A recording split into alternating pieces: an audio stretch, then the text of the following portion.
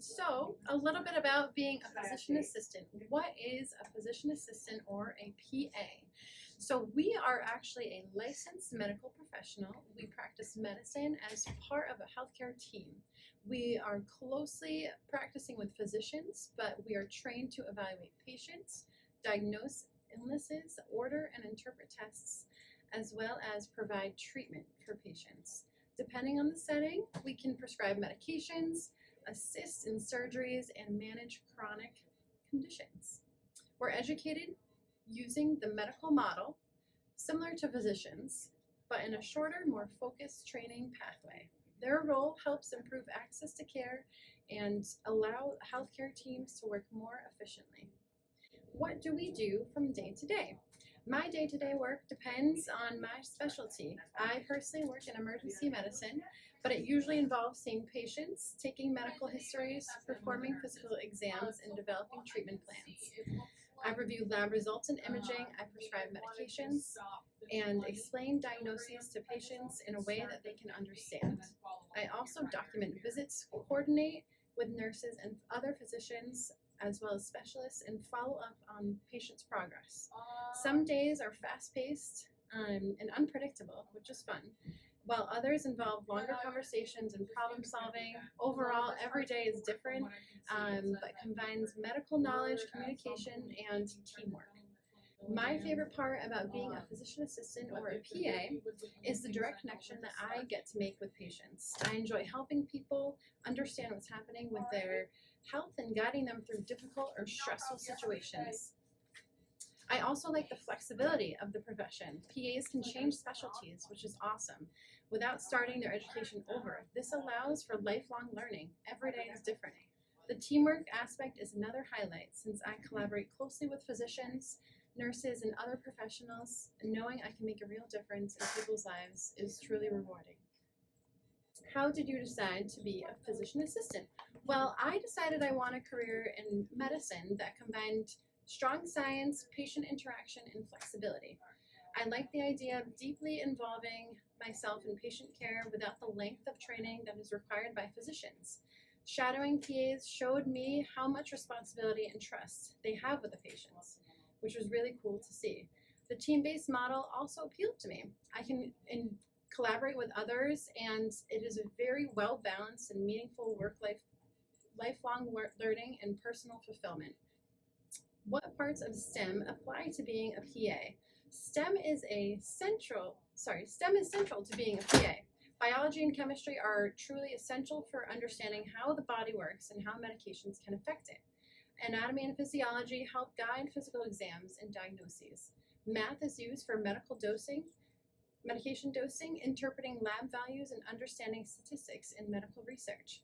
Technology plays a growing role through electronic medical records. Imaging and medical devices, science and problem solving are used daily to analyze symptoms, evaluate evidence, and choose the best treatment for each patient. What parts of elementary or middle school apply to being a PA? Many basic skills from elementary and middle school are surprisingly very important. Reading and comprehension helps with understanding medical information and patient charts. Writing skills are used constantly for clear documentation. Math foundations are important for measurements and medication calculations. Science classes spark curiosity about how the body works. Just as important are social skills learned early on. Listening, empathy, teamwork, and respect are crucial for our everyday roles. These skills form the foundation for communicating with patients and working effectively with a healthcare team. What skills apply to being a PA? Strong communication skills are essential, since PAs must explain complex medical information clearly and compassionately. Critical thinking and problem solving are used to evaluate symptoms and make decisions, and time management is very important, especially on very busy clinical days. Emotional intelligence helps when supporting patients during very stressful moments. Attention to detail ensures accuracy and safety. Teamwork and adaptability are also very key, as healthcare environments change awfully quickly. A successful PA combines both scientific knowledge with empathy, organization, and even the ability to stay calm under pressure. Where do you see yourself in the future of your fields? In the future, I see myself continuing to grow clinically while helping shape how PAs are used in healthcare. I hope to take on mentorship roles, teaching students or new PAs. As healthcare evolves, PAs will play an even larger role in improving access to care, especially in underserved areas. I also see opportunities in leadership, education, or quality improvement. Long term, I want to contribute to a system that delivers efficient, compassionate, and patient centered care. Thank you. Now we're going to move on to the activity portion, which is making a DNA molecule. Inside every cell of your body, you can find the building block of every known form of life, which is DNA. Also known as deoxyribonucleic acid, DNA is the genetic instructions that tell your cells how to build your body and perform all the functions of life. So what is DNA? DNA is an organic molecule with building blocks called nucleotides, which are each made up of three basic parts. There's a phosphate group, a deoxyribose sugar, and a nitrogenous base. The phosphate groups and the deoxyribose sugar are what makes up the outside of the DNA, aka the backbones, and the nitrogenous bases make up the rungs of the DNA, which is the inside parts. Right. Right. The nucleotides combine to form two strands, which then come together to form a double helix, which is the spirally shape of DNA. Okay.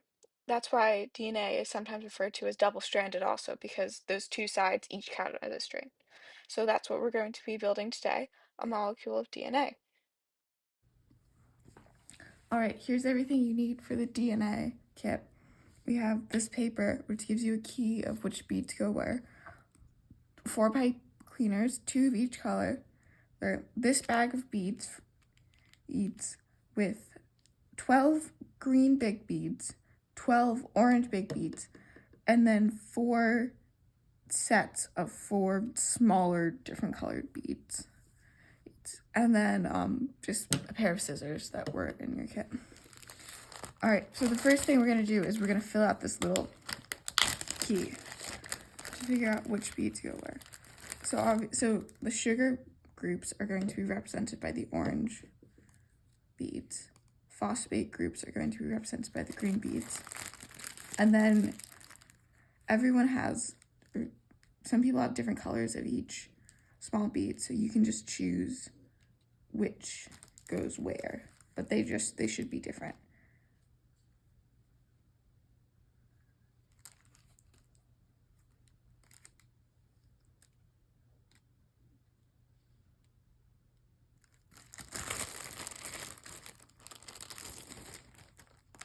All right. Now we're gonna get the pipe cleaners ready. So you can push that off to the side. So you get to choose which pipe cleaners are going to be the outside of the DNA and which ones are going to be like the rungs on the ladder. So I think I want the blue to be the outside of my DNA. So I'm going to put that off to the side and I'm just going to work with the orange. So the goal is to cut each pipe cleaner into 3 equal length strands. So you should have 6 in total. It's okay if they're not perfect, but they should try to be roughly even. So I'm just gonna try to fold mine a little bit like so. See if I can get them to be roughly even. And they are. So now I can just cut them at these little bends.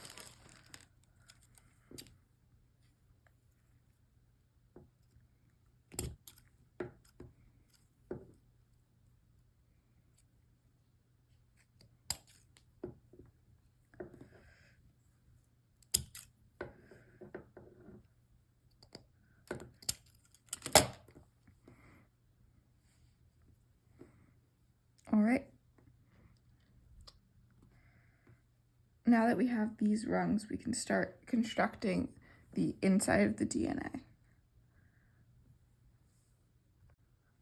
All right, so now that we have the pipe cleaners all set up, we can get on adding the beads. The first part is going to be making the rungs of the DNA, which is where the nitrogenous bases go. So remember, cytosine and guanine always go together, and then thymine and adenine always go together. So we can actually leave that there as, oh, no. It's probably smarter to leave that there as a key. So you can grab from your bag a little, I have dark blue for my thymine, but you can grab whatever you have for your thymine. And then the adenine, I have a light blue. And just kind of put them near the center. And then you can keep going and make whatever pairs, or put whatever pairs you want on. So I'll do a guanine next, the pink, and a cytosine, the yellow. And then you can just keep going until all the rings are done.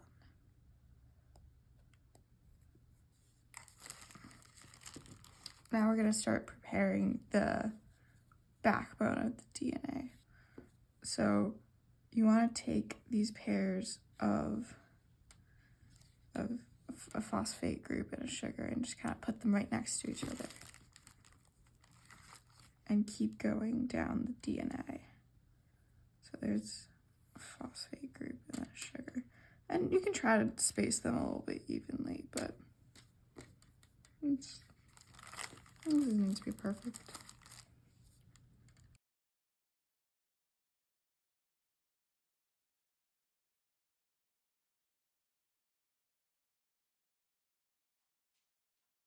Now we're going to attach the rungs to the backbone of the DNA. So you can just take the edge of the rungs, the orange pipe cleaners for me, and wrap them in between each set of beads. So in between the sugar and the phosphate group. And you can put it in whatever order you'd like. Adenine, thymine, then cytosine, guanine, because it's the order that makes up the information of the DNA. So whatever information you want yours to have, you can just put it in that order.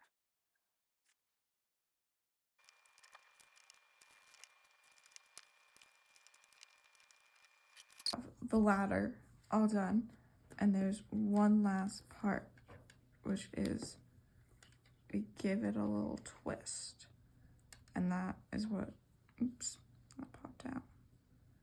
That's what gives DNA its double helix.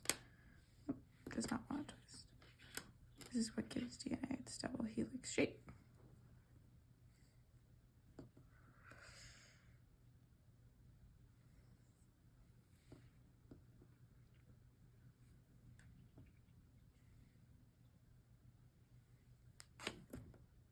Yeah, there's a DNA molecule for you.